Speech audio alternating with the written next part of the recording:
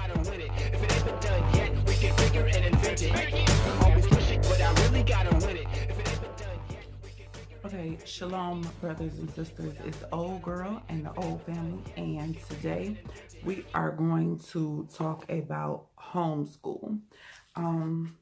All praise. I want to start off by giving all praises to the Most High, Ahaya, in the name of Yeshaya, and for the Holy Spirit, our earthly mother. I want to thank the Most High for my family, for you, for your family. Praise the Most High for Passover that just recently passed, and praise Him and thank Him for all things. Homeschool, because I want to keep this short. So we did it. We homeschooled our oldest son for the entire 6th grade year. And then we did like a partial homeschool and then Ghana for 7th grade. So as of now, today, my oldest son is in the 8th grade back here in America, back in a public school system. Okay. And so, bump the tripod. And so I wanted to talk about this because there's so much going on. Every other week is the school getting shot up. Today is April 5th, 2018 for the record. Every other week is the school getting shot up. It's something going on. So I'm like, let me go ahead and make my homeschool video. So for us, we were in the truth and red flags start popping up. One I've touched on before, where my oldest son, when he was in the 5th grade, so that was, the last year from public school. So 5th grade was his last year, and then 8th grade, he's back in public school. So he missed 6th and 7th. And so the Pride Day, like Pride Week just happened, but all praise to the Most High. They called in a bomb threat or something, and that Friday, the actual Pride Day, was canceled. But Pride Week was just like last week. Or no, they call it like something else, like School Spirit Week or something. But that last day be that Pride Day. So anyway, when I first found out about this, and you should too, if your kid goes to like an average public school, they probably celebrate that. So don't let it, if it's School Spirit Week, don't let that fool you. Look at those flyers they send home, get on the internet and pull up your school if you don't know about that. But anyway, so when I first learned about it, my son was in the 5th grade, and that was the beginning. Okay. And we wasn't even in the truth at the time, but that was the beginning of stuff starting to come up at the school that I wasn't feeling. My son was they had a break, like, maybe they was out for whatever, spring break or something. And he had a packet, and in the packet, I'm going through it with him.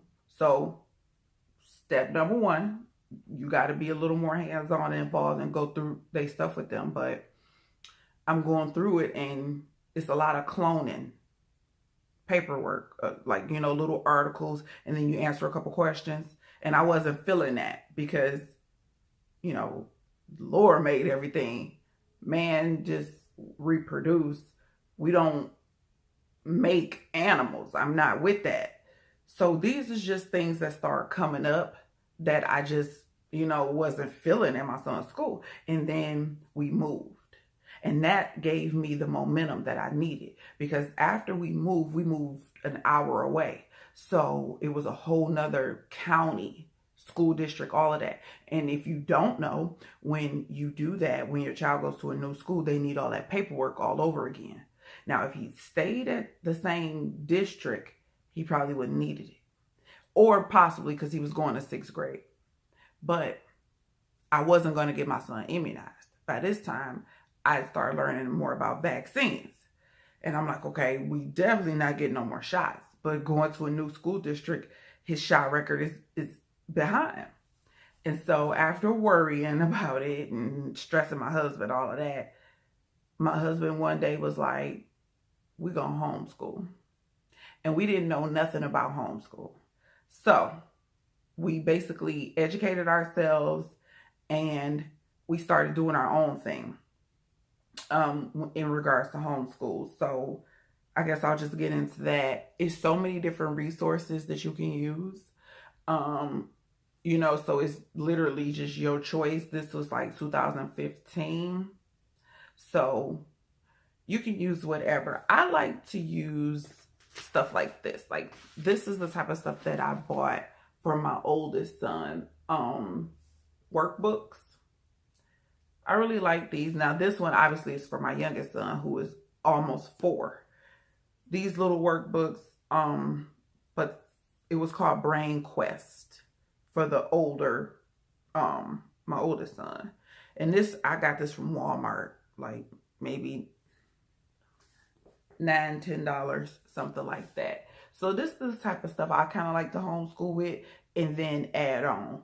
So for my oldest son, he had his workbook for his grade, and then we add on different stuff, like maybe, okay, you need to go do a, go read an article about Phyllis Wheatley, and then come give me, maybe I'll come some slack, let him give me a verbal.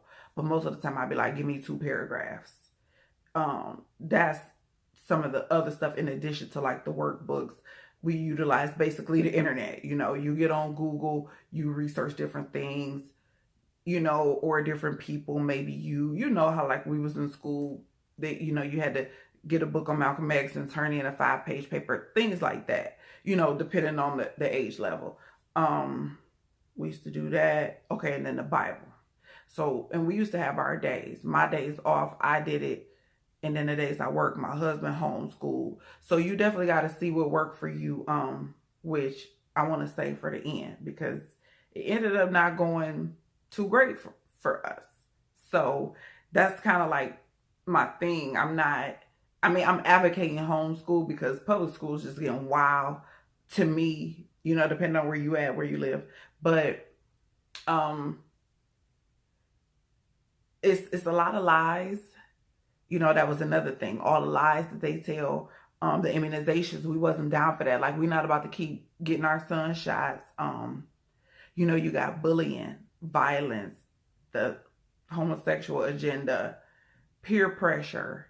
And then one thing that I'm learning, and I'm kind of shocked, but guess times change. My oldest son is 13, almost 14. So he in the 8th grade. And they are so materialistic. They're so covetous because somebody actually stole a pair of his gym shoes. You know, when I was in 8th grade, it wasn't like this. You know, they bring a change of clothes, change of shoes for basketball, which is fine. I know we did that in high school with the school issued shorts and you know, did whatever top, but they just so covetous. He goes to an iPhone school. You know, if you ain't got an iPhone, it's like, ugh, you know, and we an Android family. So it's like, okay, you know, the J's, the Jordans. And this is a video in itself, what I'm about to say, because my oldest son is good. Like, he's just not, you know, a kid who's very disobedient. He's the good one. And so it's difficult because I don't want to deny him stuff that he like and can have and deserve, but that balance. So that's the video, balancing that, because just because you in the truth don't mean your son stop liking Michael Jordan shoes. Just because we in the truth don't mean he gonna only want to wear fringes every day.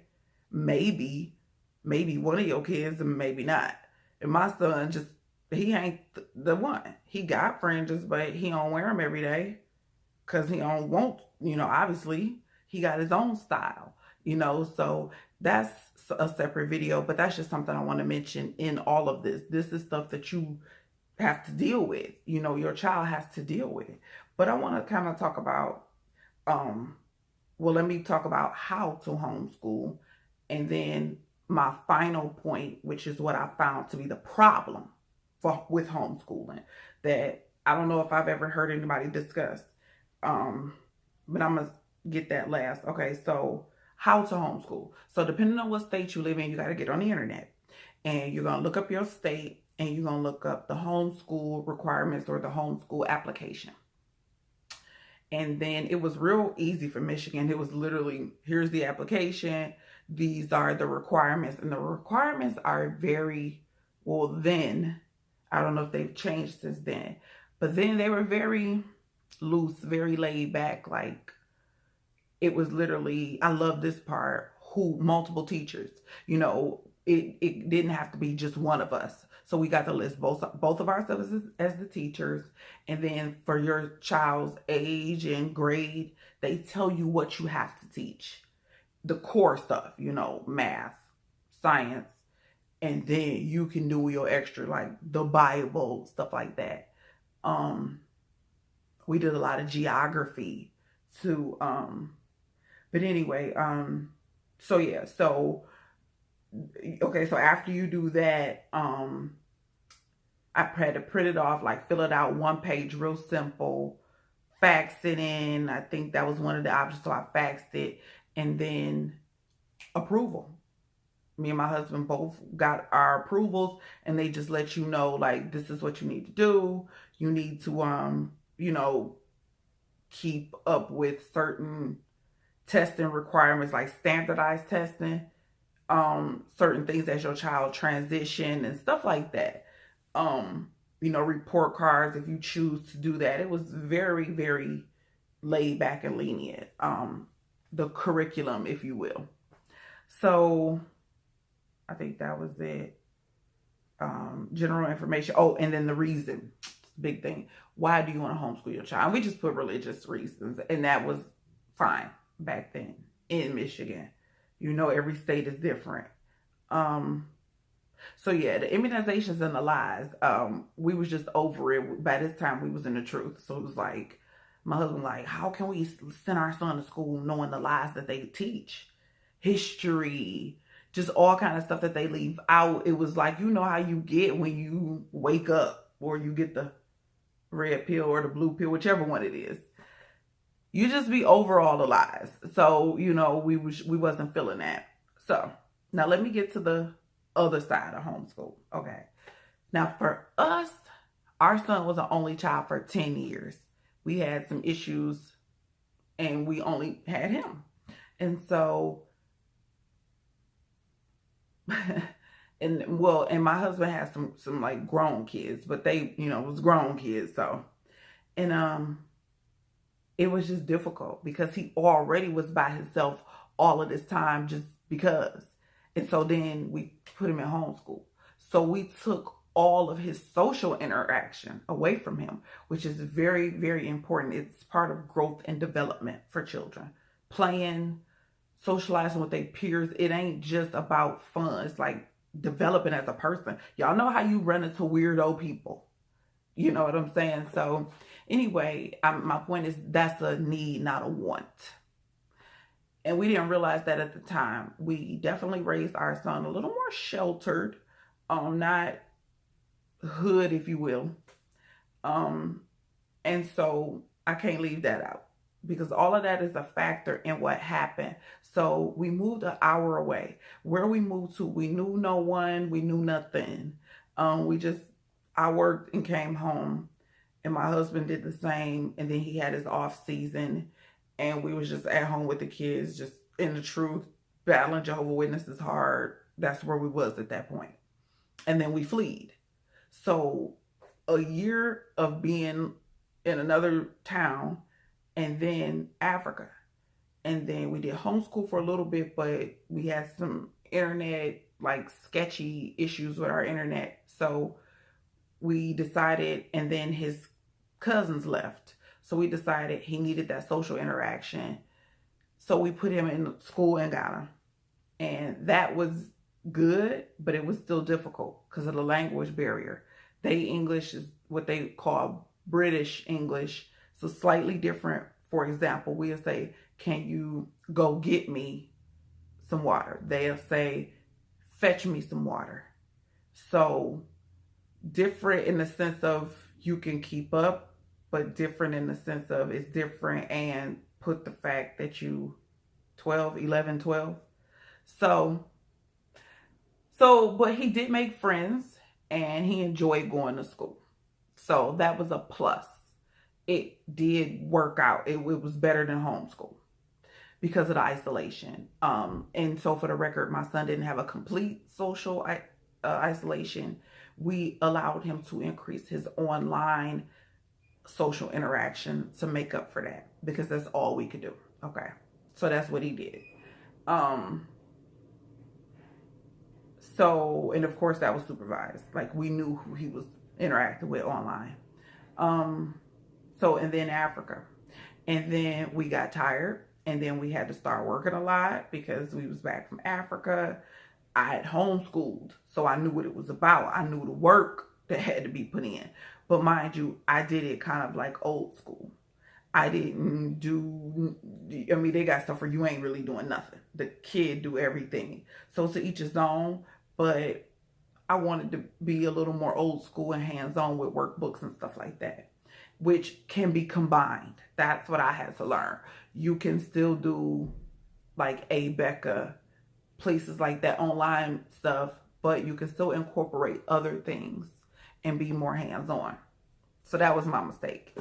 But the biggest flaw we saw in our son was the lack of social interactions, which led to a delay in everything. Whether you may see this as important or not, these were issues. There was a delay in his interacting as far as slang, for example. You know, a lot of slang he didn't know for obvious reasons. You know, some stuff we just didn't teach him. And then him being out for a minute, you know, certain things. For example, the word lean, you know, the like drug or whatever you want to categorize lean as. My son asked us what it was. And I'm grateful to the Most High that he comfortable enough to ask us questions, but certain things he just didn't know. And I'm not saying it's good or bad, neither here nor there. It's just, this is life. And that's what our channel is about. You don't spend 24/7 in the Bible. So kids got to learn how to interact when they go out there amongst the wolves. And so that was our biggest thing. Feeling like, you know, it's a lot of peer pressure in school, whether adults want to recognize it or acknowledge it, whether you was a victim of, whether you was the bully, or whether you was the one that just sat back, laugh, and glad they wasn't talking about you. You know, so it's a lot for our children. And for those of us who are really hands-on involved, we see these things and we like, okay, what can I do to help? And we look back like, okay, homeschool was a beautiful experience, but without a support system, I don't know if I would homeschool my child. If you looking for a should I or shouldn't I, the only kind I can say for real, I mean, yeah, you gonna work way harder as the parent, depending on how you do it. It's gonna be a lot. Your kid gonna be at home more, so you have to, you know, make sure you provide ways for them to be out, be active, or, you know, unless you have, you know, like stuff within your house. But the biggest thing is knowing how to operate in this world, because everybody you operating with is not in the truth or righteous. So if my child spent 2 years basically interacting with people in the truth, now he interacted with people who steal, because like I said, he went to school, he switched into his gym shoes, switched back, whatever, sat him down, someone stole them. Him being a kid and not thinking people steal, he was laxy-daisy, nonchalant, laissez-faire, or whatever, however you want to put it, too laid back, and the shoes got stolen. Things like that, we started to notice him being a little too trusting, a little too naive, too vulnerable. And we had to basically be like, you know, you got to kind of toughen it up a bit. You got to, you know, deal with people according to the content of their character. You can't deal with people from the viewpoint of, oh, they so super righteous if they stealing from you. You got to, you know, be vigilant, you know, and deal with situations accordingly, not just they Judah, so let me just, you know, be a fool type of thing. Not saying he is, but being a fool in the sense of being a doormat, letting people dog you out, you know. So these are things we've had to work on, but going back to probably before Africa, but really in Africa. when we really started to see that, because his some family members came and there was some interactions. You know how that can be, older cousins and stuff like that, and we just started to notice, like, hey, it's righteous to stand up for yourself. That's righteous. So that's my biggest thing. Let me see where I'm at. Okay, let me wrap this up. That's my biggest problem that I feel like with homeschool. Everything else, getting approval from the state to do it, that's nothing. To be legitimate with your paperwork, and then you'll have an email for your records, and then when you go to file your taxes, you can take that. You can take that email from the state saying you've been approved, authorized to teach your child at home, which sounds so crazy now that I'm saying it, but technically you've been approved to do so, and that'll satisfy when you go to get your taxes done, where they want a school record or proof, how they be wanting proof that you cared for your child. That's part of the records and stuff that you would keep. So I think that's about it in a nutshell. We just felt like our son's interactions and dealings with his peers wasn't up to par for 2018 America. In Ghana, he was straight going to school because our kids, very humble, docile, submissive, obedient, subservient, respectful, all of that. So going to school over there, he was good. But going to school over here with these vultures, these snakes, and I'm not talking about just black people or African Americans. I'm talking about all ethnicities. My son goes to a mixed school. It's predominantly us, but it's still mixed, and we live in a mixed city. So it's all kind of races every day that we see and interact with. So I'm not saying like, oh, I'm worried about little black kids. That ain't what I'm saying. I'm concerned about my son's interaction. You know how we can be sometimes. Sometimes we can have so much love for our people, like Ezra had so much love for the people. The Most High had to ask him, like, do you love these more than me? Like, look, we can just be, everybody play the fool sometime. Y'all heard that song. Y'all know what I'm trying to say. And so that was my biggest thing with homeschool, because he missed that gap between elementary and middle school, that transition. And it was like, he was just, half the lingo he didn't even understand. He's still looking at stuff as, I'm a kid.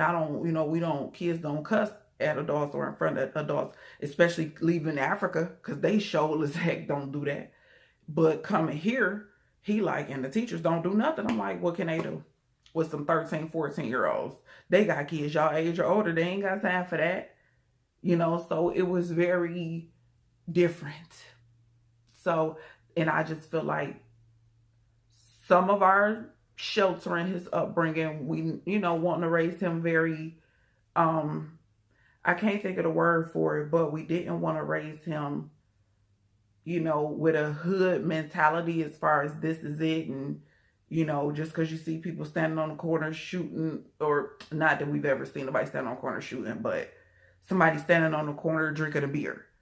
That's not everything. That's not a reflection of you. You know what I'm saying? We just raised him to be regular. We didn't raise him, black people live this way and white people stereotypes. We just lived our lives.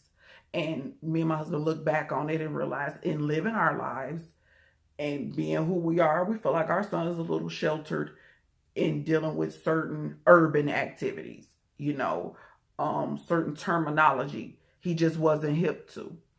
So I'm just saying that to say homeschool ain't 100% to blame, because we didn't start that till 6th grade. So just to keep it real. So that's my biggest thing with homeschool. You need a family, you need a network, you need another person or somebody who within some kind of distance to where everything ain't on you, and your kid can still interact with other kids, because letting them stay at home all the time just on a computer or in a book for a couple hours doing a homeschool and then on the game or doing whatever else, it just didn't seem to be enough for us. And now my son is in love with school. This is why he back in school. It was his choice / we knew we had a lot going on work and was tired. Again, we knew what went into homeschool at this point. So we agreed as a family, we're going to try school. For me and my husband, we would go back to homeschooling. We would just do it different. But my oldest son, he loves school. He missed that social interaction. He loves gym. You know, it's just different things. Girls, you know, it's all kind of girls and stuff like that. So, you know, he misses that, and we don't want to take that from him, because at the end of the day, until we back home and the rebels get purged and everything get like where it's supposed to be, you're going to be interacting and dealing with people who's not righteous, who not in the truth. So you can't shelter your kid from that 24/7, because when that day come, then what they going to do? You know, the worst thing in the world is to have a kid that's too old to be taken advantage of, or somebody run game on them because they so naive. It's beautiful. It's innocent. It's very beautiful to see it, but people are snakes and people will take advantage. So I just personally feel like that wasn't necessarily the way we did it, wasn't the best way. So that was our experience with homeschool. I pray that yours is better, and that you figure out exactly what your child needs in addition to learning. I didn't realize how big the social interaction was going to be, which I should have, because my son was already an only child. So, you know, parenting mistakes, we all make them, but we learn from them, we move on. And I pray for my son, because he's about to start high school. We don't know what that's going to look like, but we already have a family understanding. If anything get too wild, or at any point we can snatch him out, and that's just what it is. We have that right as parents to do so. So we just try to stay on our son and help him and guide him in his situations, in different interactions with kids, teenagers, because y'all know, remember what that was like. So may the Most High bless you and yours. Thank you for watching. Thank you for subscribing. We hit our 100 subscriber mark. Whoop, whoop. We're going to do a little something special for that coming up soon for you guys. But thanks so much for your support, Israel. Thanks for watching, and shalom.